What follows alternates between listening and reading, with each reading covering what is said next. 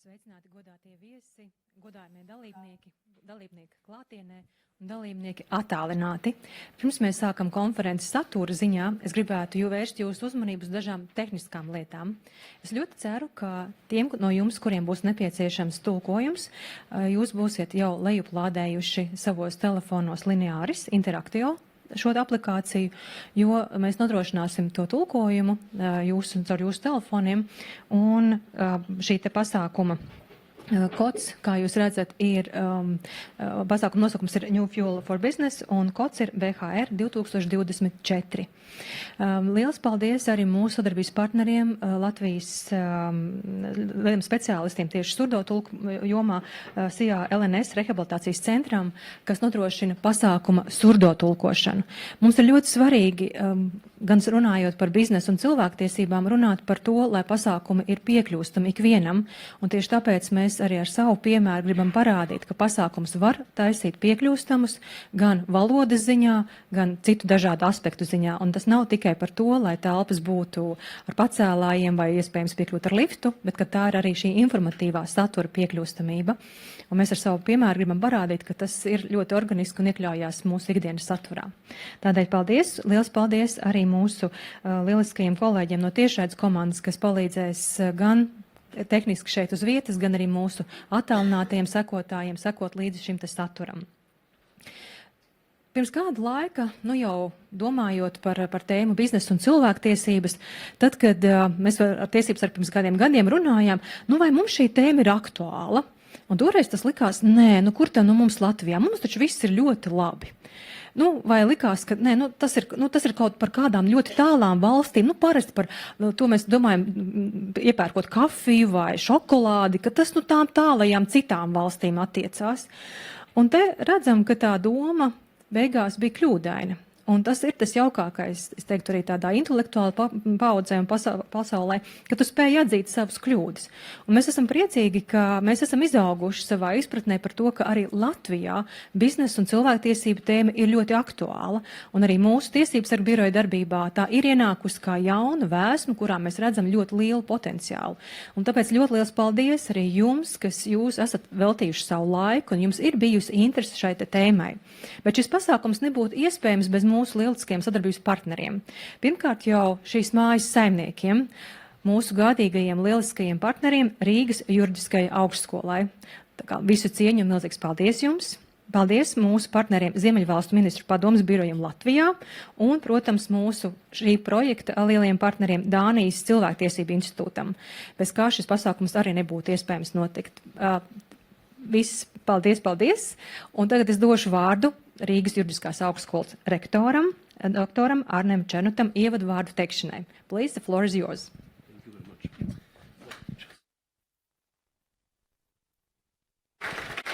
Lūdzu, vārds jums. As was mentioned before, my name is Adam Černota. Kā jau tika teikts, mani sauc Adams Černota, es esmu Rīgas juridiskās augstskolas rektors un mūsu augstskolas vārdā laipni lūgt. Tēma ļoti intriģējoši, saistības starp cilvēktiesībām un biznesu. Vienmēr tas ir kaut kas pietiekoši sarežģīts, un tāpēc es jau ilgojos dzirdēt šo konferenci. Un it īpaši vēl nosaukums cilvēktiesības kā jaunā degviela, tas ir vēl interesantāk. Un priecājos būt viens no šīs konferences līdzorganizētājiem kopā ar Tiesības sarga biroju un arī vēl vienu līdzorganizētāju Ziemeļvalstu ministru padomes biroju pārstāvjiem. Un es nerunāšu pārāk ilgi, es neesmu cilvēktiesību jurists, es neesmu arī uz biznesu orientēta persona, es esmu akadēmiķis, un viena no sociālajām teorijām atgādina mūs, ka mēs skatāmies uz likumu, tas var būt kā zobens un kā vairogs. Un es saprotu, ka Tiesības sarga birojas strādā kā vairogs, aizstāv cilvēkus. Cilvēktiesības arī spēlē tādu pašu lomu, tātad aizstāv pilsoņu vai personu tiesības. Bet bizness no otras puses, kā mēs redzam, tas ļoti bieži, vismaz saskaņā ar sociālām teorijām, ir saistās ar kolonizāciju, ar šo cīņu. Un, ja mēs skatāmies šo kombināciju, kā kopā ir biznesa ar cilvēktiesībām, tā ir interesanta tēma gan diskusijām, gan pētījumiem. Tāpēc es vēlu jums ļoti auglīgas diskusijas, un es ceru, ka mēs apmainīsimies ar idejām. Laipni lūgti. Paldies rektoram. Es aizmirsu pieminēt vēl kādu būtisku aspektu, kuru jūs jau redzat savā priekšā, proti pateicoties Tildē, mums ir arī transkripcija, kas nozīmē, ka cilvēkiem, kuriem ir ērtāk varbūt lasīt tekstu, arī šī iespēja tiek piedāvāta. Paldies par iedvesmas vārdiem rektoram, un tā kā šīs pirmā daļa ir par ievadrunām un iedvesmas vārdiem, es gribētu aicināt savu bijušo kolēģi, vienu fantastisku runātāju Mārtiņu Birģeli, kurš, es teiktu, ir viens no tādiem lielākiem gudriniekiem Latvijā. Mārtiņ, lūdzu.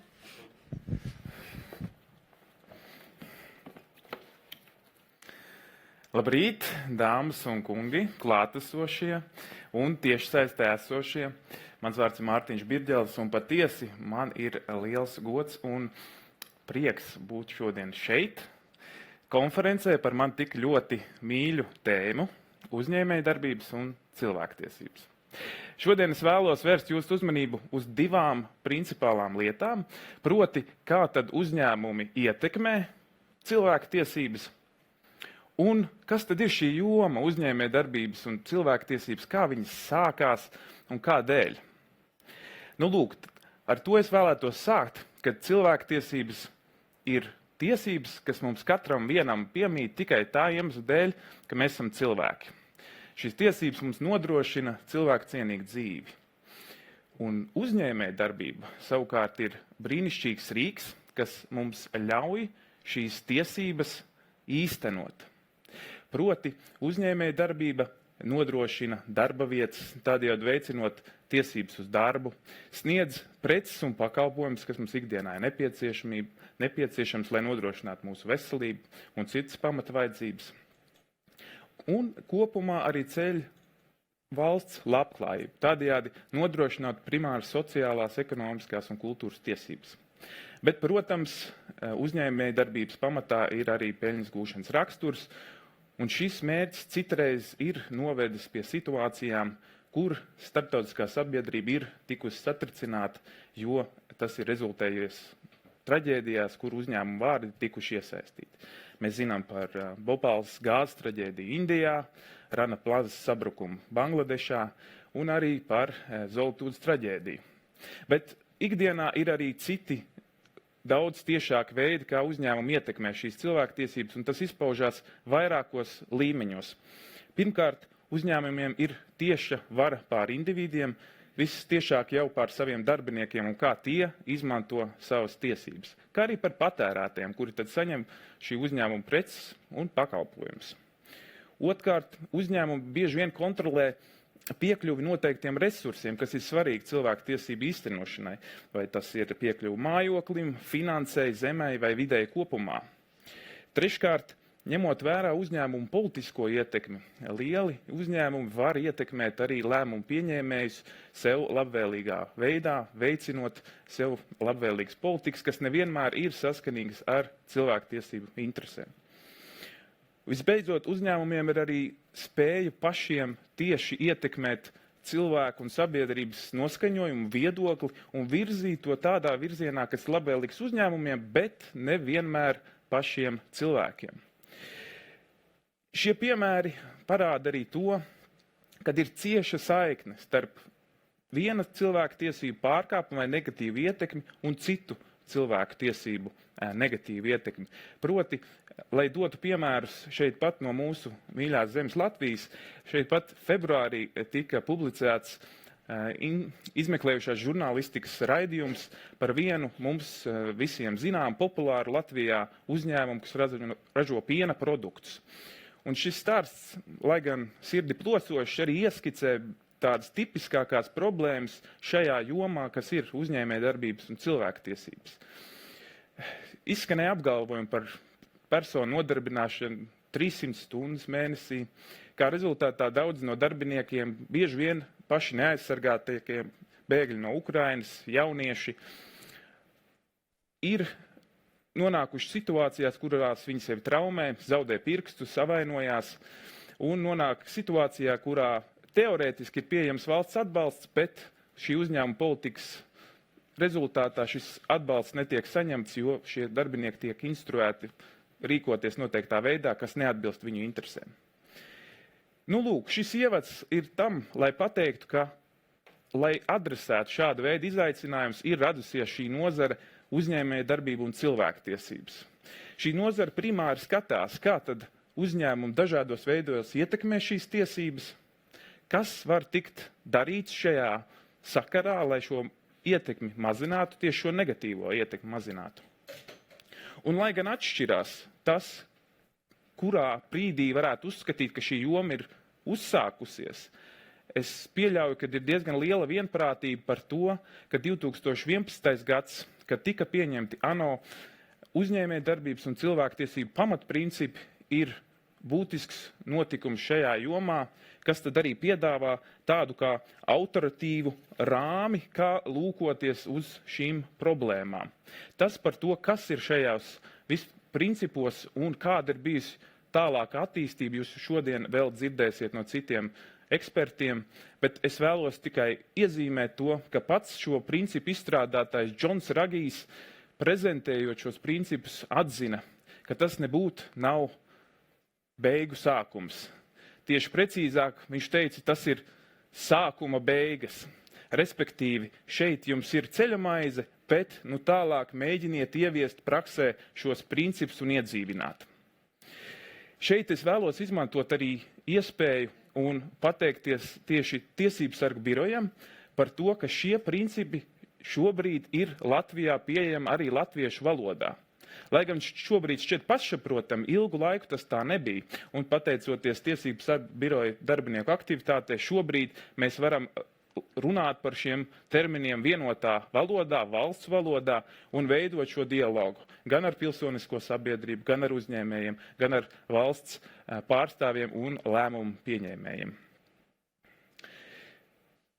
Turpmāk es vēlos tikai akcentēt pats savu nostāju, ko esmu guvis savu pētījumu rezultātā, ka arvien redzams, ka tikai ar cilvēktiesībām sadarīga uzņēmēja darbība ir ilgstoša un ilgtspējīga uzņēmēja darbība. Citiem vārdot sakot, cilvēktiesības ir jaunā degviela, un uzņēmumiem būtu jārūpējās, lai tā nepietrūkst. Paldies jums sirsnīgs par jūsu uzmanību.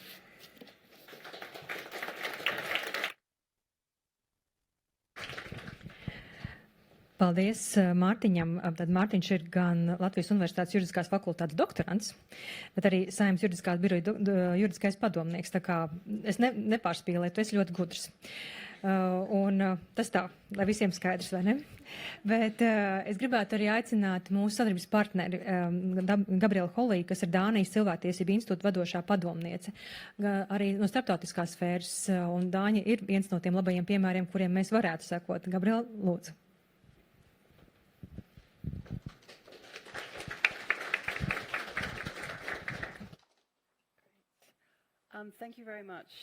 Liels paldies, un paldies, Mārtiņ, par jūsu ievadu. Es domāju, ka šī joma, cilvēktiesības un uzņēmumi, tas ir diezgan abstrakti, un tie piemēri, ko jūs sniedzāt, tas patiešām palīdzēja mums konkrētāk saprast, kā uzņēmums ietekmē cilvēktiesības un otrādi. Un es mazliet gribēju parunāt par tendencēm attiecībā uz regulējumu. Un šeit mēs varam redzēt divas jomas, kas ir aktuālas. Un es pavisam īsi jūs iepazīstināšu ar to, kā mēs nokļuvām šeit un kā tika pieņemti pirms apmēram 10 gadiem šie likumi, un arī šobrīd, kur arvien vairāk tiek palielināts un pastiprināts šis regulējošais tvērums. Un es arī par to sīkāk pastāstīšu.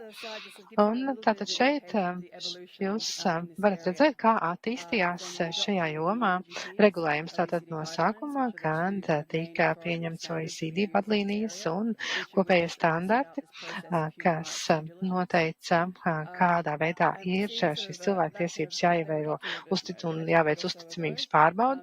Un tas notika apmēram pirms 10 gadiem, bet pēc tam mēs varam redzēt, kā tālāk attīstījās dažādu politikas virzienu,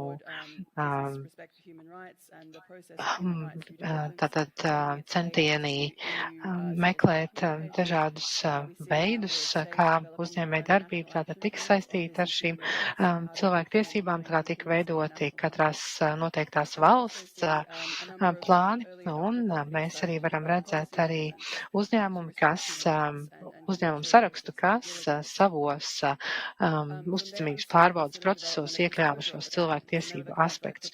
Un pēc tam jau mēs varam redzēt tālāk protoregulējumu un citus tātad pienākumus ziņot pār dažādiem nefinanšu jautājumiem, pieņemsim uzņēmumiem, sniegt informāciju par to, kāda ir uzņēmuma ietekme uz cilvēku tiesībām. Un tas nav iekļauts šajā jaunajā regulējumā, kas ir regulējums pār uzticamības pārbaudi un par to, kāda ir ietekme. Tātad no šīs ziņošanas pienākuma tālāk mēs varējām redzēt, kā tika attīstīti konkrēto valstu likumi 2017. gadā. Tātad bija prasība uzņēmumiem izveidot plānus par to, kā uzņēmums veiks uzticamības pārbaudi. Un pēc mēs redzējām, ka likumi tika izdoti Francijā, Vācijā un Norvēģijā. Tātad tās bija juridiskās prasības, kādā veidā saskaņā ar šiem juridiskiem standartiem veikt uzticamības pārbaudi. Un par to jūs šodien jau diezgan daudz arī dzirdēsiet pēc tam. Un tad šeit arī man ir direktīva šajā sarkanajā rāmītī par Eiropas Savienības jauno direktīvu, kas pavisam drīz jau stāsies spēkā. Tātad bija, es nezinu, cik jūs esat informēti, bet tātad ir uzņēmumi, ir centieni izveidot Eiropas Savienības korporatīvās ilgtspējas uzticamības pārbaudas direktīvu. Un tur mēs jau redzam, ka šonedēļ iespējams, ka būs vienošanās vai varbūt arī pat nebūs. Jebkurā gadījumā tātad šodien prezentācijā arī šie galvenie elementi tiks apklāti un par UNGBS. Jūs dzirdēsiet pietiekoši daudz šodien, bet tātad es gribēju uzsvērt to, ka tā sastāv no 3 pīlāriem. Tātad pirmais pīlārs ir saistībā ar cilvēku tiesībām un vidējais otrais pīlārs runā par cilvēktiesībām saistībā ar uzticamības pārbaudi, bet pirmais pīlārs runā par valsts pienākumu aizsargāt šīm cilvēktiesības. Tātad tas nozīmē izdodot likumus. Un šeit mēs varam redzēt cilvēktiesības un arī saistībā ar uzticamības pārbaudi, un par to jau, protams, runās arī nākamie runātāji, bet šeit mēs redzam, ka šeit ir atspoguļoti 4 posmi, citur ir 6 posmi, un citur varbūt vēl vairāk. Un pirmajā pīlārā mēs redzam, ka valstīm ir uzlikts par pienākumu aizsargāt cilvēktiesības, un tātad nepieciešams izdot likums.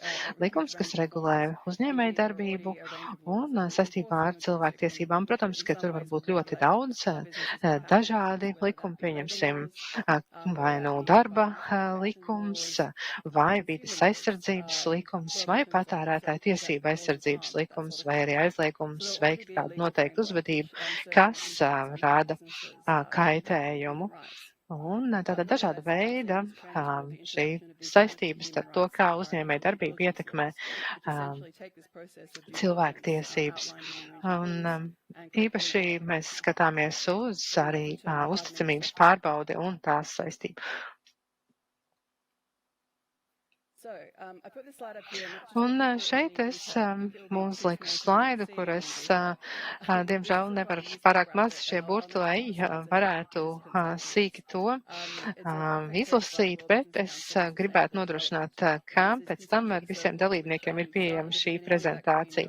Un tātad šeit jūs redzat zaļo aplīti, kā tika pieņemts šie apvienoto nāciju principi, un tātad tālāk, kādā veidā tika veidoti dažādi standarti, likumi, regulējumi, vadlīniju dokumenti, un tas notika pēc šī sākotnējā zaļā aplīša, tātad, kad pieņemt šie principi. Un tālāk ir līdz 20. gadam.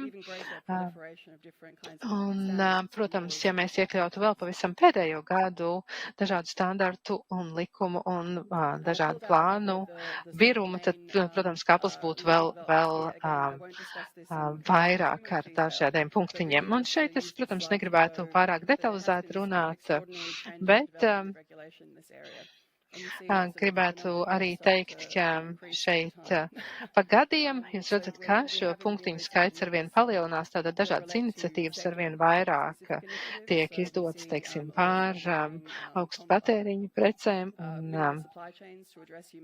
tāpat arī dažādu minerālu piegādes ķēdēm. Tad mēs redzam tātad iniciatīvas, kas saistīts ar noteiktām tēmām, teiksim, modernā verdzība, tīpaši, pieņemsim, likumi apvienotajā karalistē, Austrālijā, Nīderlandē arī likums par bērnu nodarbinātību. Tātad dažādi regulējumi, kas koncentrējas uz konkrētu tēmu.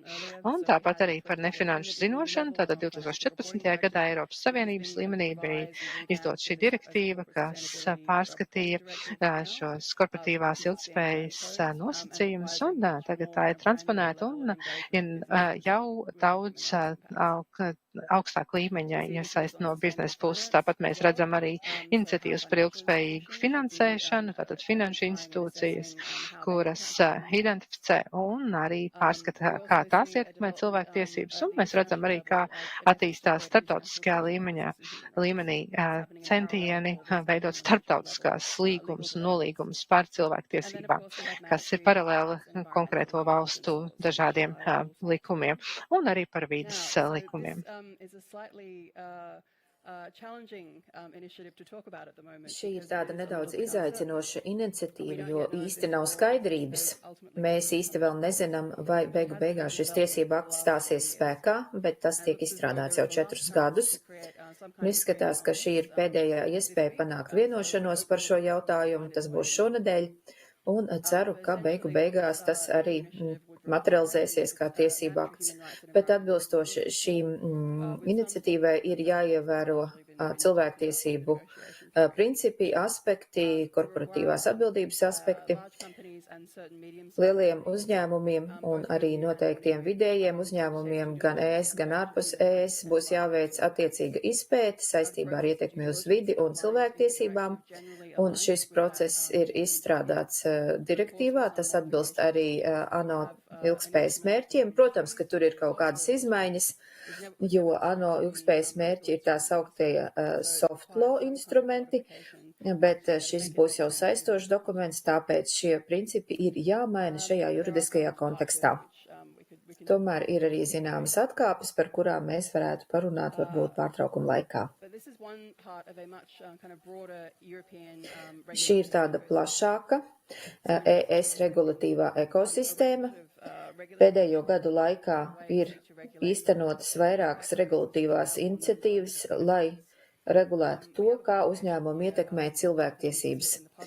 Šeit ir publikācija, kā puzles gabaliņi iekļaujās kopējā puzlē, un šo te informāciju jūs arī varat izmantot, lai iepazītos ar dažādām ES regulatīvām iniciatīvām, kas vienā vai otrā mērā ietekmē uzņēmumu ietekmi uz cilvēktiesībām. Šeit es esmu tādu īsu izklāstu parādījusi, bet ir daudz plašāka šī publikācija. Tur ir iniciatīvas saistībā ar zaļo pārkārtošanos, ar akumulatoriem, ar uzņēmēju darbību un tā tālāk. Es varbūt tagad pieskaršos dažiem būtiskākajiem aspektiem. Tātad šeit mums ir tāda viena daļa iniciatīvas, kas vērstas uz uzņēmumiem, piemēram, korporatīvās ilgspējas padziļinātās izpētes direktīva, arī korporatīvās ilgspējas ziņošanas direktīva. Nu, tātad šeit jūs redzat tādus pamata aspektus. Es jau vairākas reizes esmu minējuši šo pēdējo direktīvu, atbilstoši kurai uzņēmumiem cita starpā ir jāveic arī šī padziļinātā izpēte. Mums arī ir vairākas ilgspējīgas finansējuma iniciatīvas, piemēram, informācijas atklāšanas regula, atbilstoši kurai finanšu iestādēm ir jāziņo par vairākiem jautājumiem, tostarp par viņu investīciju ietekmi uz cilvēktiesībām. Tad mums arī ir tā sauktā zaļā taksonomija, kas ir iniciatīva, lai izveidot klasifikācijas sistēmu ekonomikas jomā, un principā, lai noteiktu, vai attiecīgas darbības labvēlīgi ietekmē vidi. Un ekonomiskai darbībai ir jāatbilst šai taksonomijai, un attiecīgi uzņēmumam, kas īsteno šādas aktivitātes, ir jāievēro arī sociālās atbildības principi un ANO ilgspējas mērķi. Attiecīgi finansējums tiek novirzīts uz tādām aktivitātēm, kas ir vidēji ilgspējīgas un atbilst šai klasifikācijas sistēmai. Un tad mums ir vēl viena sadaļa - tirzniecības un importa kontroli. Pirmkārt, spaidu darba aizliegums. Vienošanās par šo jautājumu ir panākta šajā nedēļā un cerams, ka drīz būs arī attiecīgs tiesību akts. Principā tiek aizliegts importēt preces, kas ražotas izmantojot spaidu darbu, gan ārpus ES, gan ES teritorijā. Un tad ir arī tādi instrumenti, kas ir vairāk vērsti uz noteiktām precēm. Piemēram, deforestācijas regula, kas uzliek izpētes pienākumu noteiktu preču importētājiem, lai novērtētu, vai viņi, piemēram, ir sekmējuši deforestāciju, tur arī ir sociālais un cilvēktiesību komponents. Tad mums arī ir koksnes regula, kas ir viena no agrākajām regulām, kas minēta šajā slaidā. Arī šeit attiecīgi ir jāveic izpēte attiecībā uz koksnes produktiem, un tad, protams, arī regula par izrakteņiem no konfliktu zonām. Arī šeit ir jāveic izpēte attiecībā uz noteiktiem izrakteņiem. Divas pēdējās regulas varbūt nav tik ļoti izpētes tiesību akti, bet vairāk tādi ziņošanas tiesību akti, proti, ka ir jāsagatavo attiecīgi ziņojumi par to, vai jūsu produkti atbilst noteiktajām prasībām. Tātad mēs redzam, ka regulatīvā vide kļūst aizvien sarežģītāka, un visiem šiem pasākumiem principā ir viens mērķis - nodrošināt, ka uzņēmumi ievēro cilvēktiesības. Tomēr darbības mehānisms atšķirās. Piemēram, CSDDD ir izpētes pienākums reālās ekonomikas un finanšu sektora struktūrām, uzņēmumiem. Attiecīgi ir jāveic šī izpēte, ir jāskatās, kā uzņēmums ietekmē cilvēkus un planētu. Tālāk atklāšanas pienākumi ir noteikti CSRD un SFDR. Tie ir tādi varbūt maigāki pasākumi, kas regulē uzņēmumu darbību. Uzņēmumiem ir jāskatās, kā viņi ietekmē vidi, tas uzlabo pārskata atbildību, palīdz uzņēmumiem saprast, kā viņi novērš šādu ietekmi un arī ļauj regulātoriem labāk uzraudzīt uzņēmumus. Savā starpā šie rīki arī ir saistīti, jo arī finanšu jomas spēlētāji liek uzņēmumiem pārliecināties par to, ka viņi izpilda attiecīgās prasības. Un tad, protams, arī ir importa kontrole, kas nodrošina, ka zināmas preces, kuras ražotas pārkāpjot noteikumus, nonāk ES tirgū. Mērķis šiem te visiem rīkiem ir vienāds, bet varbūt tā pieeja nedaudz atšķirās. Ir jānodrošina arī regulatīvā saskaņošana, jo dažādas iniciatīvas ir dažādos izstrādes posmos. Bieži šīs iniciatīvas nav tik labi saskaņotas, kā to vajadzētu darīt.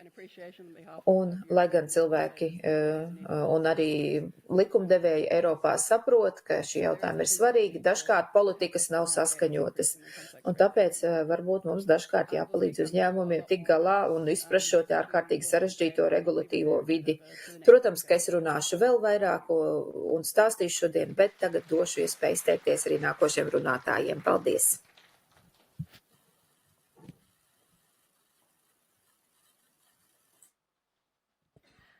Paldies mūsu Dānijas cilvēktiesību institūta vadošajai padomniecei Gabrielai Holijai, kas deva mums ieskatu tajā vēsturiskajā, šī koncepta attīstībā.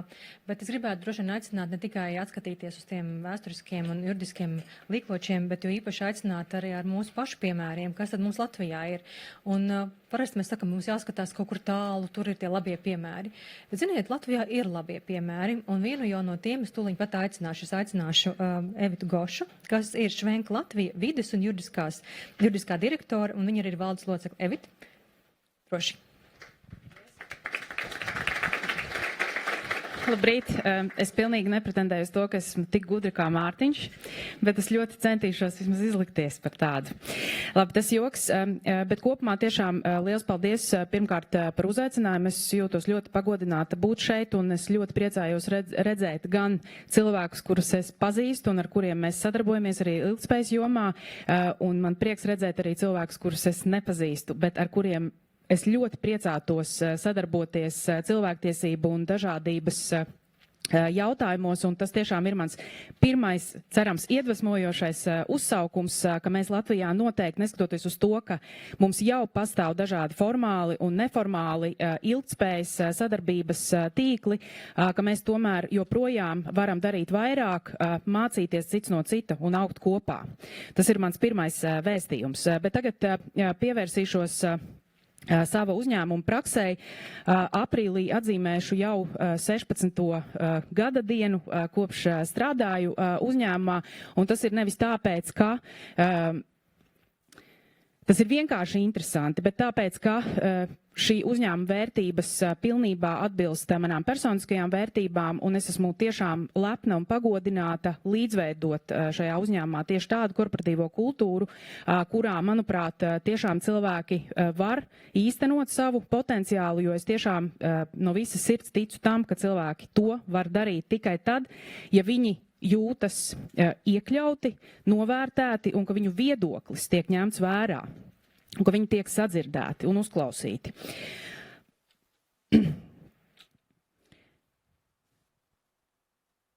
Ir ļoti svarīgi uzņēmumā veidot korporatīvo kultūru, kurā, protams, pēc tam var īstenot ļoti dažādas procedūras, politikas, bet visu pirms ir jāveido kultūra, kurā ir ļoti skaidrs, kas ir uzņēmuma vērtības. Un konkrēti Švenka Latvija, mums ir ētikas kodeks, es to saucu par mūsu uzņēmumu konstitūciju, līdzīgi kā Latvijai, kā valstī mums ir satversme, kura nosaka būtiskākos uzņēmuma darbības principus. Tā skaitā šajā ētikas kodeksā ir arī tieši cilvēktiesību un nodarbinātības un dažādības sadaļa, un tajā ir ļoti skaidrs vēstījums. Katrs cilvēks ir vērtība, neatkarīgi no tā, kāda dzimuma cilvēks viņš ir, kādas etniskās izcelsmes šis cilvēks ir, kāda ir viņa seksuālā orientācija un tā tālāk. Katrs mūsu darbinieks, katrs mūsu sadarbības partneris, cilvēks ir vērtība pats par sevi. Un tikai un vienīgi profesionālās spējas nosaka to, ka mēs varam kaut kādos konkrētos veidos strādāt kopā. Un tad, protams, ir vesela virkne dažādu instrumentu, politiku, kā mēs šīs vērtības varam iedzīvināt pavisam detalizēti. Man, protams, ka nebūs laika šodien izstāstīt pilnīgi visu attiecībā uz darbiniekiem un attiecībā uz mūsu sadarbības partneriem, tā skaitā arī konkrēti piegādātājiem, ļoti detalizēti, taču tas galvenais, ko es gribētu uzsvērt, ka tieši atvērtības, atklātības, sadarbības kultūra ir tas, kā mēs vispār uzzinām, kādas ir mūsu piegādātāju, mūsu darbinieku vajadzības. Mums ir dažāda veida formāti, kā mēs to darām. Piemēram, visiem vadītājiem, vienalga vai valdes locekļiem vai vidēja līmeņa vadītājiem, ir pienākums doties redzamas, jūtamas līderības vizītēs. Uz visiem mūsu objektiem mums ir ļoti daudz karjeru, dažādu ražotņu, tā skaitā arī, piemēram, tādu, kas atrodas tālu no Rīgas, un kur cilvēki varbūt arī salīdzinoši izolēti var justies ikdienā, un tāpēc ir ļoti svarīgi, ka mēs tomēr saglabājam to principu, ka mēs esam viens uzņēmums, un mēs klausāmies viens otrā, un man arī personīgi, šodien es šeit stāvu varbūt šajā žaketītē, bet jau rīt, vai īstenībā man ir pat bijusi tāda situācija, kuras no prezidenta pils uzvelku savus darba zābakus un ķiveri un jaku un mierīgi dodos līdz potītēm Briz dubļos un sarunāties ar kolēģiem, kuri strādā karjerā. Un tā ir pilnīgi pašsaprotama ikdiena. Tātad neveidot kaut kādu tādu hierarhiju, kur mēs nevaram sarunāties, bet kur mēs patiešām runājam ar cilvēkiem, mēs ļoti daudz lietas uzzinām. Ja, pat tādas viss dīvainākās, varbūt neiedomājamākās lietas par to, kā cilvēki jūtās un kādas problēmas viņiem ir, par kurām mēs pat neiedomātos, varbūt sēžot savā siltajā birojā un dzerot gardo kafiju. Un, starp citu, arī kafija ir ļoti svarīga. Mums katrā betona ražotnē, mazajos birojos, ir kafijas automāti. Un ticiet man, tas ir ārkārtīgi svarīgi, kad cilvēks atnāk uz darbu un viņš vienkārši var iedzert kafiju. Tas ir it kā sīkums, bet jūs paši iedomājaties, ja tie, kas dzer kafiju, ja jūs no rīta neiedzert kafiju, jums ir sabojājies kafijas aprāts vai mājās no kafija, jūs nejūtaties baigi labi, vai ne? Bet tas ir tikai tāds tiešām tāds varbūt pusnopietnas sīkums, un tomēr arī tas ir svarīgs. Tātad tiešām tā skaitā mēs dodam saviem darbiniekiem, piemēram, tiesības arī pašiem pieņemt lēmumus. Ja? Mums bieži varbūt ir viedoklis, ka mēs arī esam, teiksim, konkrētu preču produktu ražotāji, ka klientam vienmēr ir taisnība. Bet nē, klientam vienmēr nav taisnība. Ja klienta rīcība, piemēram, apdraud mūsu darbinieka veselību, drošību, tad nē, klientam nav taisnība. Un, piemēram, mums piegādājot mūsu saražoto transporta betonu uz klienta būvobjektiem, ja klients nespēja nodrošināt viņam skaidri zināmās prasības, tātad gan likumā noteiktās drošības prasības, gan mūsu noteiktās prasības, tad mūsu darbiniekam ir skaidra instrukcija, ka viņš vienkārši, neskatoties uz to, ka tādējādi potenciāli tur radīsies kaut kāds strīds ar šo klientu, viņam ir tiesības sevi neapdraudēt, apgriezties un doties atpakaļ uz ražotni. Tātad mēs veidojam šo iesaistes kultūru, kurā katrs darbinieks jūtas līdzatbildīgs. Viņš ir piederīgs uzņēmumam, un tieši tad arī cilvēkiem rodas labas idejas, ierosinājumi. Mums ir sistēma, kurā darbinieki un arī piegādātāji pārstāvi ir aicināti, piemēram, ziņot par riskiem vai kaut kādiem iespējamiem uzlabojumiem, gan attiecībā uz darba vidi, gan attiecībā uz kaut kādiem procesiem. Un šāda veida ierosinājumi pat ir sasaistīti, protams, arī, piemēram, ar prēmiju sistēmu. Ja, ka cilvēki ir ieinteresēti to darba vidi uzlabot un sniegt šos priekšlikumus, un tie ir mērāmi tūkstošos. Ja, pie mūsu 350 darbiniekiem katru gadu šādi priekšlikumi ir tūkstošiem. Par piegādātājiem mums ir, piemēram, daudz apakšuzņēmēju, tīpaši loģistikas jomā. Tos lielos, varbūt, cementvedējus, ko jūs redzat uz īpaši Liepājas šoseis, piemēram, tie ir mūsu apakšuzņēmēju transporta līdzekļi un šoferi, bet tas ir nevis tāpēc, ka mēs gribētu kaut kā atkratīties no atbildības par viņiem, bet gluži pretēji, tas ir faktiski tikai tāpēc, ka mums jau ir tā milzīgs pamatlīdzekļu daudzums un vēl uzturēt ļoti daudz transporta līdzekļus būtu arī gana sarežģīti, bet tieši atbildības jomā par viņiem mēs turam milzīgu rūpi. Mums ir īpaši norīkots cilvēks, mūsu darbinieks, kurš rūpējas par to, lai šie apakšuzņēmēji ievērotu darba tiesības, lai viņi ievērotu darbu un atpūtas laiku. Mēs esam tiešām gadiem cīnījušies par to, lai pārliecinātos, ka tiek samaksāti visi nodokļi, ka tiem šoferiem ir cilvēcīgi apstākļi. Mēs viņus arī apmācām. Un tā tālāk, tur ir vesela virkne procedūra, tā skaitā viņu auto ir aprīkoti ar Pirmkārt, viņiem ir drošības prasības jāievēro daudz augstāks nekā nosaka normatīvais regulējums, tehniskās apskates jāiet biežāk, viņiem ir dažādas drošības sistēmas, lai viņi patiešām varētu justies droši, un mēs varētu pārliecināties par to, ka viņi visu šīs prasības ievēro. Bet es varētu turpināt par šo. Mana pārliecība ir tiešām tāda, ka ir ļoti daudz labumu, kāpēc uzņēmumiem ir svarīgi ievērot cilvēktiesības un rūpēties par to, lai visi būtu iekļauti. Gan pavisam tādas, es teiktu, tie būtu tādi morāls jautājumi, bet ir arī pavisam praktiski jautājumi. Ja? To visu ievērot un darīt labu ir pavisam pragmatiski izdevīgi. Jā, mēs neviens negribam nonākt kaut kādos ilgadējos, garos strīdos tiesvedībās, piemēram. Jā, mēs negribam saviem uzņēmumiem sliktu reputāciju. Mēs gribam labus darbiniekus. Piemēram, mums darbinieku mainība ir aptuveni 5%. Citi to sauc par mirušu organizāciju. Bet tas ir tieši tāpēc, ka darbinieki pie mums jūtas labi, un viņi negrib iet un strādāt citur.